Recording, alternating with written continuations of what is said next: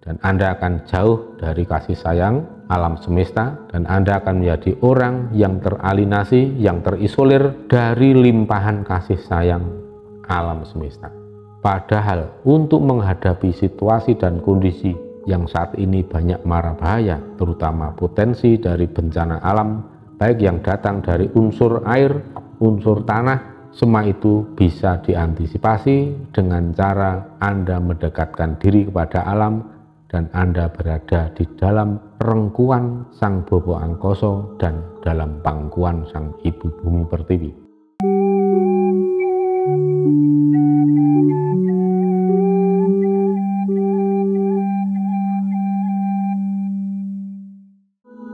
Sugeng Dalu, para pemirsa yang budiman di seluruh Nusantara, bahkan dimanapun saudara berada.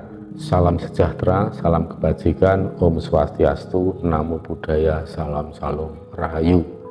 Semoga kita semua dalam keadaan sehat berkaswara, saya mayem tentrem, lancar rezekinya, tansah pinaringan sih wiloso, saking ngersaning Gusti ingkang Maha Agung. Para pemirsa, beberapa hari yang lalu, tanggal 12-13 Oktober, Prabu Siliwangi rawuh dan memberikan suatu informasi yang cukup penting bagi saya pribadi, dan beliau juga berkenan untuk agar supaya saya menyampaikan kepada anak-anak saya, terutama yang berada di wilayah Jawa Barat dan khususnya di wilayah Bogor.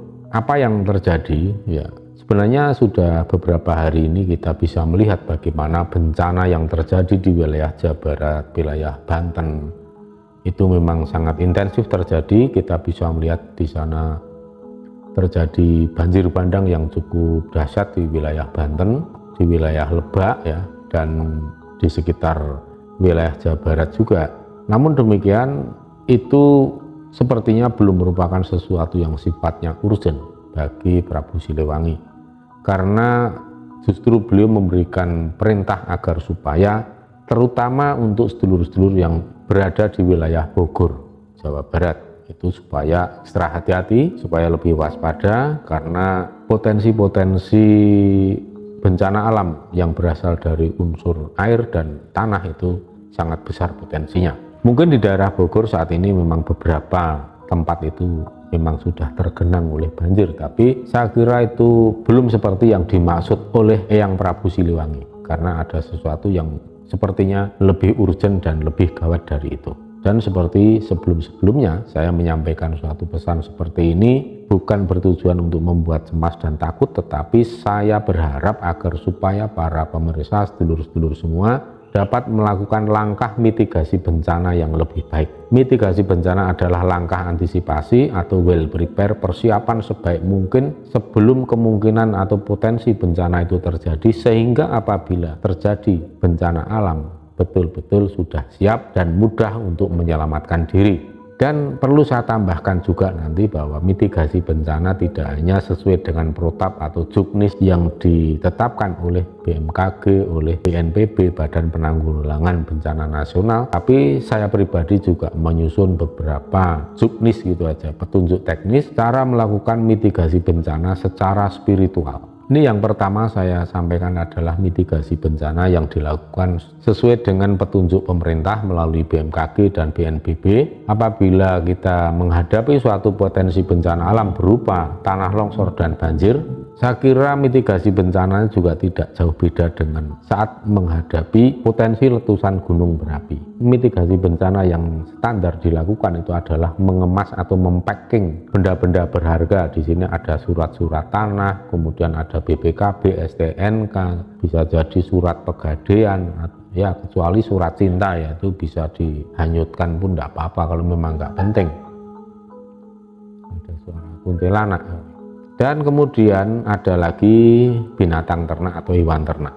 Untuk benda-benda yang berharga yang sifatnya ringkes untuk dipacking seperti surat-surat berharga, perhiasan, dan termasuk uang cash yang disimpan di rumah itu bisa dipacking, pakai wadah atau tempat khusus, koper atau tas, dan kemudian diletakkan di posisi yang jika sewaktu-waktu terjadi musibah atau bencana alam yang sifatnya dadaan itu mudah untuk diambil dan cepat untuk diselamatkan. Kemudian menyiapkan juga tas atau ransel yang berisi pakaian ganti, selimut, dan obat-obatan seperlunya, ya standar saja, ya misalnya untuk obat masuk angin, flu, kemudian minyak gosok, yaitu yang standar-standar gitu perlu sekali. Dan disiapkan juga untuk lampu penerang, kemudian power bank dan sebagainya, seperti kabel-kabel roll kecil yang bisa diringkes, ya. Yaitu standar seperti itulah, itu namanya mitigasi bencana jika sewaktu-waktu harus evakuasi dan mengungsi ke tempat yang aman. Dan yang berikutnya, apabila panjenengan terutama yang memiliki binatang ternak itu ya sebaiknya memang sudah ada rencana untuk evakuasi. Apabila terjadi suatu bencana alam, maka binatang ternak itu akan dievakuasi kemana, itu sebaiknya memang sudah direncanakan. Dan ini bisa dikoordinasikan melalui pemerintah daerah atau aparat desa setempat, ya, bersama pengurus RT RW setempat untuk dilakukan pelatihan-pelatihan mitigasi bencana, melakukan mitigasi bencana untuk menanggulangi apabila terjadi bencana alam yang sifatnya mendadak, sehingga tidak perlu panik lagi dan tahu langkah yang harus diambil menyelamatkan diri kemana, evakuasi kemana. Dan apabila terjadi anggota keluarga pada lari tunggang langgang tercerai-berai ke arah yang tidak tentu, kalau sudah ada mitigasi bencana itu bisa diatur. Misalnya RT sekian, RW sekian melakukan evakuasi ke tempat yang aman, itu sudah ditentukan sesuai dengan rencana. Maka itu akan tertib sekali, dan apabila ada anggota keluarga yang hilang itu akan mudah dicari di tempat evakuasi yang sudah ditentukan sesuai dengan masing-masing RT RW atau desa setempat.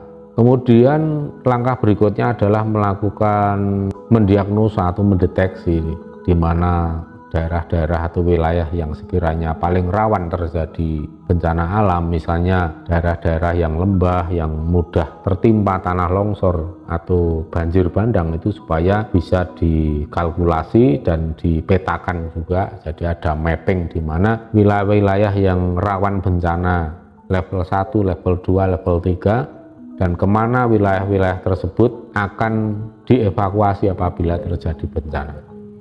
Apabila pemerintah daerah termasuk sampai ke desa dan RT RW itu melakukan mitigasi bencana dengan cara yang tertib seperti itu, bahkan ada pelatihan-pelatihan juga secara khusus apabila terjadi bencana alam, maka saya optimis bencana alam bisa diminimalisir, risiko korban jiwa, harta benda, dan sebagainya. Termasuk yang paling sulit adalah mengevakuasi binatang ternak. Ini bisa diatasi dengan cara merencanakan di mana nanti disiapkan relokasi atau alokasi tempat untuk evakuasi, terutama khusus untuk binatang ternak, ya, untuk hewan ternak. Jadi kalau ada lokasi yang dipersiapkan untuk mengevakuasi binatang ternak, itu akan membuat lebih mudah menangani dan menyelamatkan harta benda rojo brono atau hewan-hewan ternak yang harus diselamatkan. Jika semua langkah mitigasi bencana ini sudah dilaksanakan dengan ideal, maka ketika terjadi suatu bencana, warga masyarakat tinggal fokus untuk menyelamatkan diri dan dengan sigap untuk membawa benda-benda, barang-barang yang paling utama untuk dibawa lari atau untuk diselamatkan. Yang kedua adalah mitigasi secara spiritual. Seperti yang sudah sering saya sampaikan, saya pribadi melakukan langkah mitigasi secara spiritual melalui dua cara, yaitu cara yang bersifat umum dan spesifik. Yang bersifat umum itu ya saya lebih intensif untuk menyapa lingkungan alam. Lingkungan alam sekitar saya menyapa lingkungan alam ini, termasuk dengan segala macam isinya makhluk hidup yang ada di situ, baik yang kasat mata maupun yang tidak. Ketika saya melihat gelagat ada perubahan alam yang sekiranya cukup riskan terjadi bencana alam, saya lebih intens untuk menyapa alam, baik dengan ucapan-ucapan misalnya permisi, salam, dan sebagainya kepada para seluruh entitas makhluk ciptaan Tuhan, baik yang kasat mata maupun yang tidak kasat mata. Saya doakan semoga kalian semua, kita semua diberikan keselamatan, Itu doa-doa yang sepele seperti itu, walaupun tidak tampak wujudnya, panjenengan bisa melontarkan doa itu kepada seluruh makhluk hidup yang tidak tampak oleh mata. Asalkan panjenengan lakukan dengan rasa yang tulus, yang jujur ya, tidak kamuflase, jujur apa adanya, pasti semua itu akan membuahkan hasil yang positif. Itu akan menjadi dharma yang kemudian akan berbalik menjadi kebaikan pula untuk diri panjenengan. Karena saya melihat bahwa makhluk halus kalau kita berikan kasih sayang, welas asih, mereka akan membalas dengan kasih sayang dan welas asih yang berlipat ganda kepada diri kita. Kadang saya dengan jalan-jalan di tempat-tempat yang sekiranya banyak di situ berkerumun makhluk halus ya, misalnya saya perindang-perinding atau kerasa gimana tempat yang singup, justru saya tegur sapa mereka, saya doakan dan kemudian saya bagi rokok. Nah, panjenengan yang merokok bisa membagikan rokok kepada mereka, kalau panjenengan tidak merokok bisa membagikan makanan kepada mereka. Yang intinya adalah inilah bentuk kasih sayang atau welas asih manusia kepada seluruh makhluk hidup. Walaupun cara yang sepele seperti itu, walaupun yang Anda berikan cuma satu batang rokok atau hanya satu bingkis atau satu bungkus makanan, itu merupakan tindakan yang tidak akan sia-sia, karena respon alam akan begitu dahsyat, terutama para makhluk hidup yang tidak kasat oleh mata. Dan nanti panjenengan akan merasa menjadi orang yang selalu beruntung saat tiba-tiba nemu bejo. Anda mungkin berpikir bahwa ini memang keberuntungan yang entah apa sebabnya. Tetapi jika Anda mampu melihat, itulah hasil daripada Anda telah menebarkan welas asih kepada seluruh makhluk hidup, terutama makhluk hidup yang tak kasat oleh mata. Kemudian cara yang kedua adalah dengan menebarkan welas asih dan mengaturkan rasa hormat kepada para leluhur kita, pada leluhur panjenengan, pada leluhur pasangan Anda.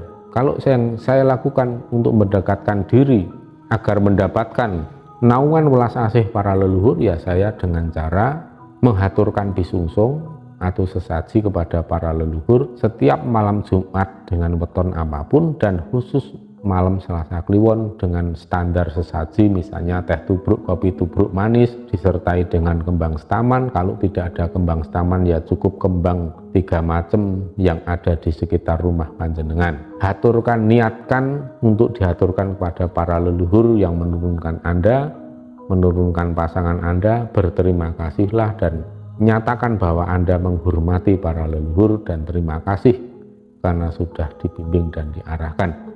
Bagi panjenengan yang masih meragukan omongan saya, Anda bisa membuktikan, Anda bisa menjadi saksi bahwa apa yang saya omongkan ini tidaklah ngoyoworo atau omong kosong, tapi laksanakan saja dan lihat hasil dan manfaatnya.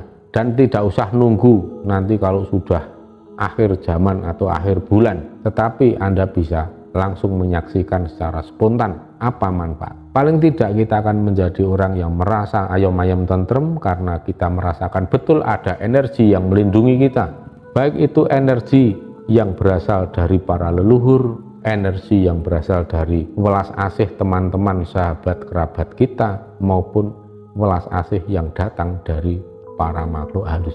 Itulah kepanjangan tangan Tuhan. Tuhan memberikan welas asih, kasih sayang kepada seluruh makhluk melalui berbagai macam cara, dan diantaranya cara yang utama itu adalah melalui welas asih makhluk hidup. Itulah kepanjangan tangan kasih sayang Tuhan pada seluruh makhluk hidup. Tapi apabila panjenengan menebarkan kebencian, menebarkan dengki, melecehkan, menghina makhluk halus, bahkan menghina, melecehkan orang-orang yang Anda anggap berbeda pendapat, yang Anda anggap kotor, dan Anda merasa lebih suci, itu alam akan mengadili dan Anda akan jauh dari kasih sayang alam semesta, dan Anda akan menjadi orang yang teralinasi, yang terisolir dari limpahan kasih sayang alam semesta.